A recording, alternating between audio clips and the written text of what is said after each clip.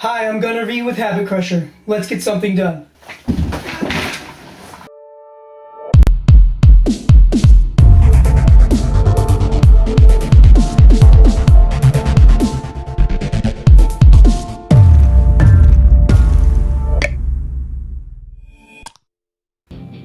Now, you've probably heard the old saying that if it's worth doing, it's worth doing right.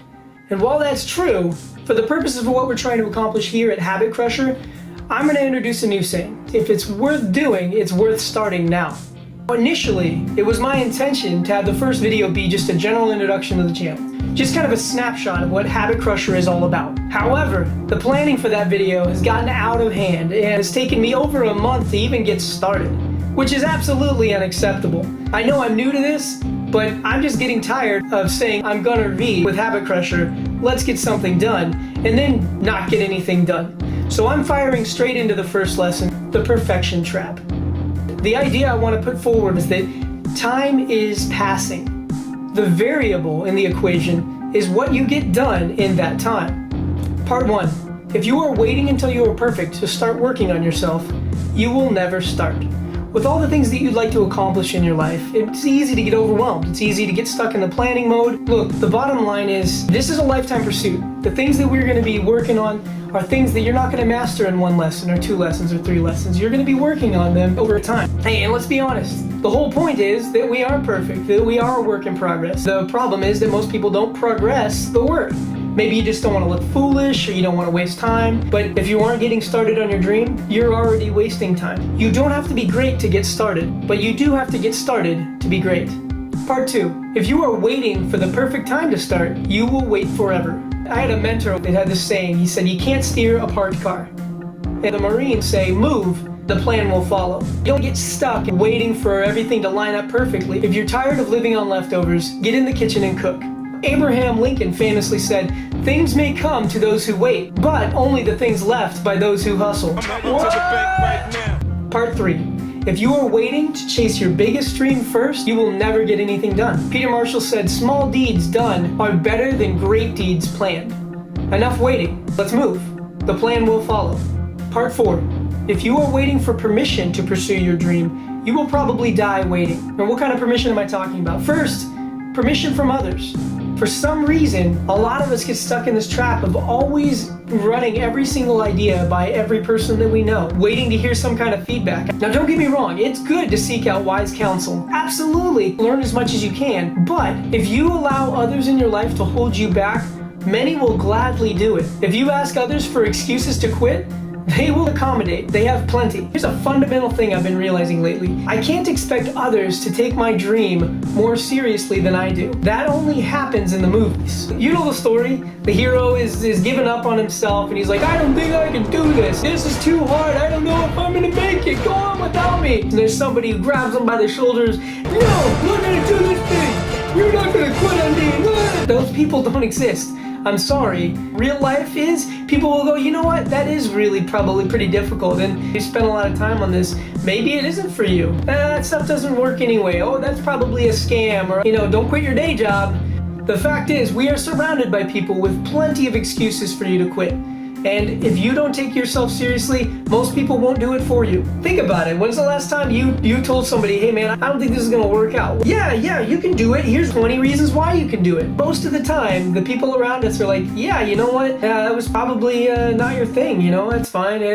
People have different things. And hey, by the way, Krispy Kreme is hiring. So yeah, why don't we go grab some apps and some donuts? People have plenty of excuses for you to quit. And some of them mean well and some don't. Some people do not have your best interests in mind. So if you are constantly seeking other people's approval before you move, man, I'm sorry. Hey, just a quick note I wanted to add in here on the topic of permission from others. Look, it's not my intention to get you to push everybody out of your life because everybody's just trying to steal your dream. That's not what I'm trying to say. It is completely acceptable to have 1 or 2 people that you confide in on the things you're trying to accomplish. It's a good thing to have people that you're trying to accomplish your dreams for besides yourself. I mean, for me, that's my wife. That's my daughters. I have a couple of people that are longtime collaborators that when I tell them, hey, here's something I was thinking about doing, they get excited too. Those are the kinds of people you do want to keep around you. All I meant was that You know, Joe Schmo at work probably doesn't really care that you want to become an Olympic swimmer and you're really excited about it. Most people are going to try to talk you out of those things just because it's so rare that they see people actually get something done, that they're more likely to, out of concern for you, say, I don't know, that's okay. The cool part about it is they get to discover it when you do. I just wanted to add that in there.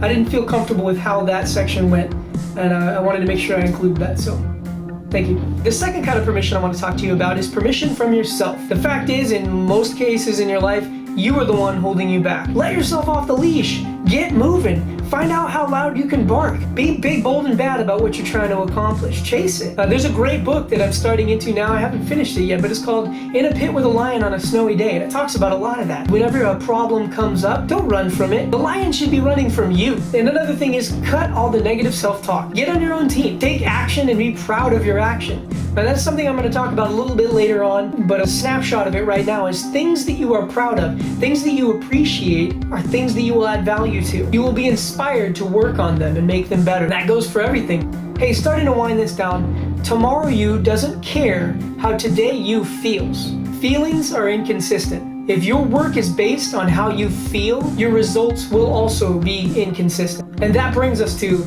the 5 steps to crushing it. As Bruce Lee once said, if you spend too much time thinking about a thing, you will never get it done. So step 1, write down your core idea and keep it simple. For example, just to make one up off the top of my head and throw it out there, record and upload a video.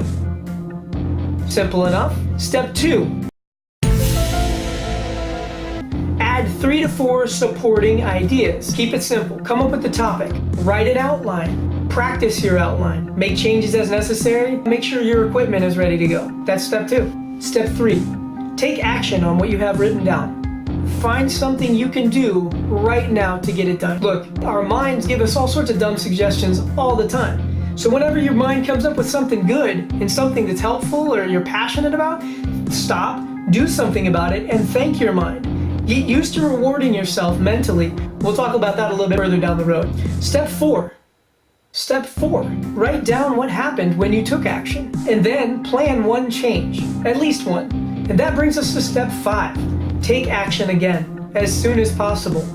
See, these aren't very difficult, but the problem is we get stuck up in here. Truth be told, I don't necessarily like being in front of a camera. That's probably part of the reason why the intro video has taken me so long. The bottom line is, if I was just doing this for me, I probably wouldn't get very much done, but I so badly want to get these concepts out into the open and put them in a format that is usable for people. That drives me. I sincerely want to help people start crushing it. In a way, I was kind of expecting myself to be able to hang with the other amazing content creators out there that inspired me to even get started. Let's be honest, that's not going to happen right out of the gate, and it may never happen, but I'm not going to let that stop me from getting Habit Crusher going. I'm going to finish up with this. A while back I opened up a fortune cookie, and obviously I wasn't expecting to get much out of it, but within that tiny little scroll I saw something to change my life forever. No, I didn't find out I was the Dragon Warrior, but it completely rocked me.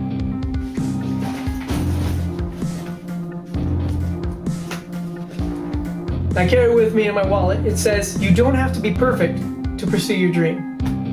Couldn't have said it better myself. And with that, I'd like to say thank you for joining me today. I'm Gunnar V with Habit Crusher, and if you connected with anything that we talked about, just keep showing up, and I will too. Thank you very much.